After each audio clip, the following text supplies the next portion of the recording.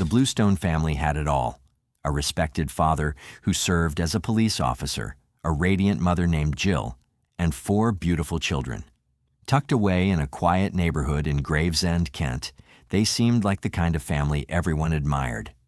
But if there's one thing we've learned from true crime, it's that what you see on the outside can be a complete lie. Because hidden behind the walls of that tidy home was a terrifying truth, one that would only come to light when 7-year-old Jessica Bluestone ran to a neighbor, screaming that her father was trying to hurt her. And trust me, this is the kind of case that will stick with you for days, gnawing at you, leaving you with one chilling thought. What kind of father could do something like this to his own family? To truly understand how things spiraled so dark, let's first dive into the life of the man at the center of it all, the patriarch Carl Bluestone. Carl was 36 at the time of the tragic events, and let me tell you, he wasn't some rookie cop. He was an experienced, seasoned police officer with the Rural Support Tactical Team of the Kent Police Force in England. Born and raised in a small coastal town, Carl had what you could call a peaceful yet challenging childhood. His dad worked as a mechanic, and his mom was a primary school teacher. From a young age, Carl was known for his strong character and his sense of responsibility. He wasn't just a bystander in his community. He was involved, regularly volunteering for causes like supporting orphanages and taking part in local environmental cleanup campaigns. The kid was all about action. As a young man, Carl became obsessed with stories of justice and bravery, those heroic police officers you see in movies and read about in books. So it was no surprise when he decided to pursue a career in public policing. After completing his undergraduate degree in criminology in London, Carl joined the Kent Police Force, eager to make his mark. Now it didn't take long for Carl to prove himself. He quickly became known as an outstanding officer, especially in patrolling and emergency response. For the first 10 years of his career, Carl worked in the hustle and bustle of busy urban areas. But eventually he realized there was a need for a strong police presence in rural areas too. So, Carl transitioned to the Rural Support Tactical Team, where he specialized in complex cases, things like cattle rustling, poaching, and protecting rural areas from organized crime. As you can guess, Carl had a natural gift for connecting with the people in the communities he served. He earned their trust and cooperation, which made him a very effective officer. He showed great leadership and made smart decisions, especially in stressful situations.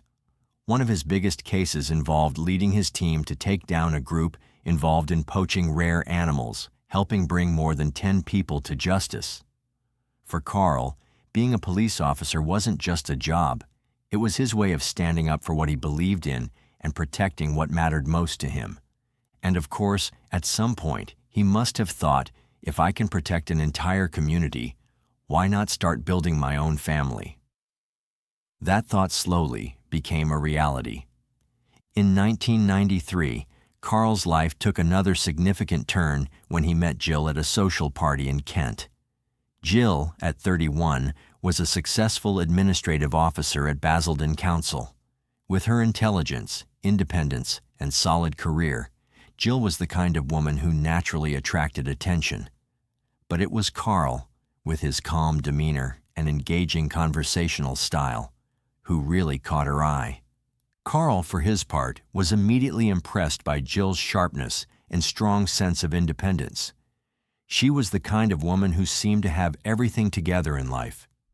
It didn't take long before they started dating, and through their regular meetings, evening walks by the sea, and weekend trips, their bond deepened. By 1994, just a year after they met, they decided to tie the knot when Jill became pregnant with their first child. The wedding was simple, yet deeply meaningful. It was an intimate affair, with only close family and friends in attendance. The joy in the air was contagious as Carl and Jill exchanged vows, the smiles on everyone's faces a clear reflection of the hopeful future they were stepping into. After their wedding, Carl stayed with the Kent Police Force and slowly moved up the ranks. He was respected by his team and admired by many. Jill, just as hardworking, kept growing in her role as an administrative officer at Basildon Council. Together they worked hand in hand to build a life filled with love, stability, and success. They were the kind of couple people looked up to, strong in their careers and deeply committed to their growing family. At first, life felt almost perfect. The couple welcomed 3 more children, and with each new addition, their bond seemed to grow stronger. Their home was full of laughter, milestones, and memories. From the outside looking in, they were a picture of happiness. A loving mom and dad, 4 beautiful children, and careers that kept getting better. Friends and neighbors would often say they were goals. But sometimes what you see on the outside doesn't reflect what's really going on behind closed doors. As time passed, tiny cracks began to show in what seemed like a flawless life. These signs were small at first, hardly noticeable. But by the year 2000, things had started to change in a serious way. Carl, who had always been known for his calm and confident presence in uniform, was becoming someone very different at home. To his coworkers and friends, Carl still appeared kind and put together. But to Jill and the kids, he was becoming someone they barely recognized. At home, his patience began to wear thin. He started controlling things that didn't seem like a big deal, like where Jill went, who she talked to, and how she spent her time. What started as small comments slowly turned into strict rules, and those rules turned into threats. It didn't stop there. His voice, once calm and soft, was now full of anger. He began yelling during arguments, screaming so loud that it scared the children and left Jill shaking. Then came the violence. One night, while Jill was pregnant with their 4th child, they had an argument that got out of control. Carl exploded in anger and struck her, hard, hitting her shoulder and chest. She was left bruised, shocked, and afraid. That was the moment everything changed. From then on, the violence became part of their daily life. The man who had once protected communities was now the one they needed protection from. Carl's temper only grew worse. He would wave a knife in front of Jill, his hands trembling with rage, warning her not to test him. When things didn't go his way, he would throw objects, sometimes even in the direction of the children, just to scare them into silence. If Jill ever tried to leave the house during an argument, Carl would lock the doors, trapping her inside. The happy home they had built slowly turned into a place of fear. Jill, once full of confidence and joy, became quiet and cautious, always on edge. The children, too, learned to tiptoe around their father, hoping not to set him off. What once looked like a dream life from the outside had become a nightmare no one saw coming. By June of 2001, after years of walking on eggshells, Jill finally hit her breaking point. She had stayed strong for so long, but the pain, the fear, and the control had taken too much from her. It had drained her spirit. She reached deep inside herself, found the courage that had been buried, and made a choice, a powerful, life-changing choice. She told Carl she wanted a divorce, but instead of listening, instead of understanding that he had gone too far, Carl completely lost control. His ego, already bruised by years of clinging to power through violence, couldn't take the idea of losing her.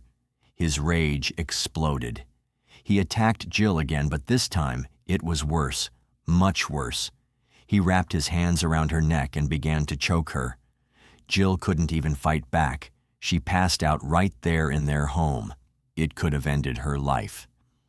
Thankfully, a neighbor heard the commotion and stepped in just in time. If it weren't for that brave soul, Jill might not have made it out alive. Now, some people might ask, why didn't Jill report him sooner? Why didn't she press charges or just leave before things got so bad? And those are fair questions. When we look at situations like this from the outside, it can be hard to understand why someone would stay. But once you hear the full story, you'll see that it's never that simple. And after you do, don't forget to share your thoughts in the comments too. Your voice matters. The truth is, when you're married to someone who hurts you, it's not just a matter of packing up and walking away. It's about surviving. Every single day becomes a careful balancing act, trying not to say the wrong thing, trying not to trigger another outburst. You learn to live in fear, and that fear controls everything you do. Asking for a divorce nearly cost Jill her life. So imagine what she feared might happen if she called the police or filed for a restraining order. What if Carl came after her with more fury? What if the system didn't protect her? These weren't just what ifs. They were real possibilities that she had to think about every day. And let's not forget, Carl wasn't just hurting Jill. He was hurting their kids too. Every time he screamed, every time he broke something, every time he threatened their mom, they were watching. They were learning to be afraid. Jill knew that one wrong move could put all of them in even more danger. Escaping wasn't just brave. It took strength in every possible way, emotionally, mentally, spiritually, and physically. However, on the 25th of August, 2001, Jill finally sat down with Carl and explained her plans. She told him she was moving to Basildon with their children, intending to put the house up for sale and start over. As expected, Carl accused her of having an affair, just like he had done countless times in the past. However, it was no secret that Carl himself had been unfaithful numerous times, including having an affair with a female colleague. Jill had even confronted this woman over the phone about it. Jill had also confided in her sister-in-law, Caroline, revealing that Carl's infidelity had pushed her into an affair with one of her own colleagues. This was a secret Jill had been carrying for a while, but now the truth was out. A few days later, Jill grew increasingly worried about Carl's behavior. On the 27th of August, Jill called Caroline again, expressing her fear that Carl had lost control. She also suspected he was secretly recording her private conversations, both at home and in the car. The tension between them was reaching a boiling point, and on that same evening, Carl made an unusual purchase at a local store. He bought a long piece of rope. When the store assistant asked why he needed it, Carl claimed it was for moving heavy furniture, but Jill knew something was off. On the 28th of August, after finishing his work shift, Carl went to a local pub for a drink with colleagues. Later, he stopped at a store to pick up groceries. By the time he returned home, the neighborhood was quiet. He spoke briefly with a neighbor before heading inside. It was then that the nightmare began. After watching an episode of The Bill, a popular police drama, Carl exploded in a fit of violent rage. Neighbors reported hearing shouting and a loud argument coming from the Bluestone house. Then, moments later, Jill's 6-year-old daughter Jessica appeared at a neighbor's door, panic-stricken and crying, saying, "Daddy's banging my head on the wooden floor. My daddy is hitting my mommy. Please call the police. I don't want Daddy to kill Mommy," Jessica cried, her terrified voice ringing out in the still night air. Her words sent chills through the neighbors, who immediately called the police. By the time the police arrived at the Bluestone home, they were met with a scene so horrific it would haunt them forever. Jill's body was found lifeless on the kitchen floor, brutally murdered with 13 hammer blows to the back of her head. Her 3-year-old son, Henry, was discovered at the bottom of the stairs, badly injured, with 10 hammer wounds to his head. The injuries on his hands showed that he had tried to defend himself against his father's attack. Baby Chandler, just 18 months old, was found in his crib, suffering from 6 blows to his forehead. Despite being rushed to the hospital, Chandler's injuries were too severe, and he tragically died. Jill's 7-year-old son, Jack, was discovered alive, but severely injured.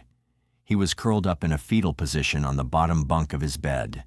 Jack was quickly brought to the hospital, along with his younger sister, Jessica, who had bravely run for help. When paramedics reached Jessica, she was in a state of shock, repeatedly saying, "I can't get Mommy out of my mind," her words filled with grief and terror. Both children were rushed to the hospital, with Jack in critical condition.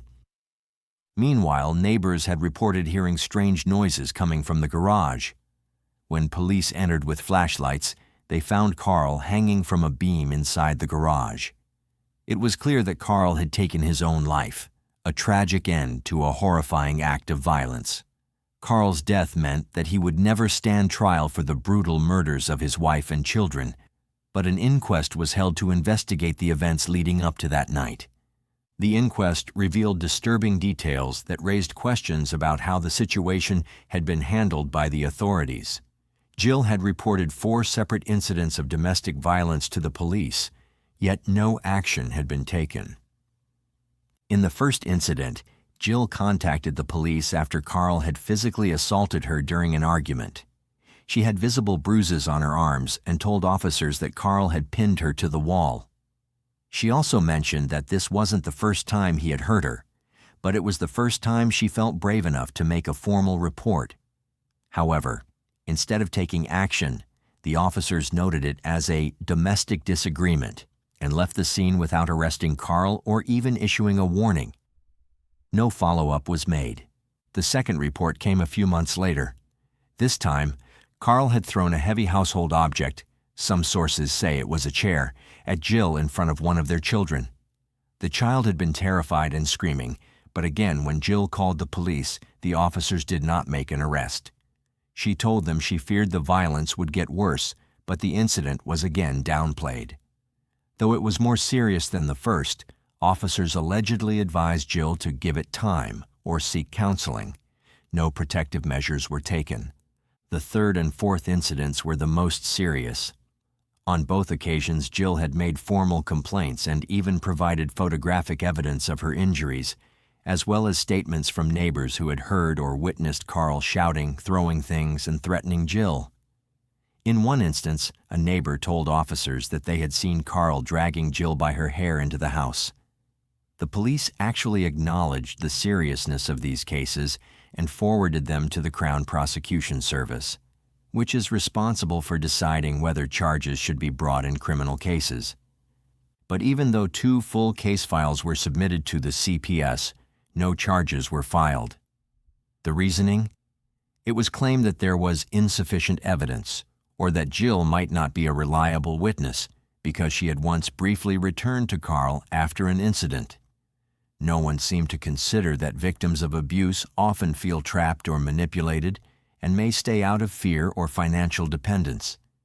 Even more frustrating was the fact that, despite having 4 reports on file and 2 investigations that reached the CPS, no restraining order was issued, no social worker was assigned, and no safety plan was put in place. The police failed to treat Jill's situation as a high-risk domestic violence case, even though it clearly was. She was never offered a referral to a women's shelter, and Carl was never required to attend anger management or counseling. Domestic violence advocacy groups were quick to condemn the police for failing to take the necessary actions to protect Jill and her children. The groups argued that if Carl had received counseling or proper intervention, this horrific event might have been avoided. They also highlighted that Jill and her children had been failed by the very system that was meant to protect them.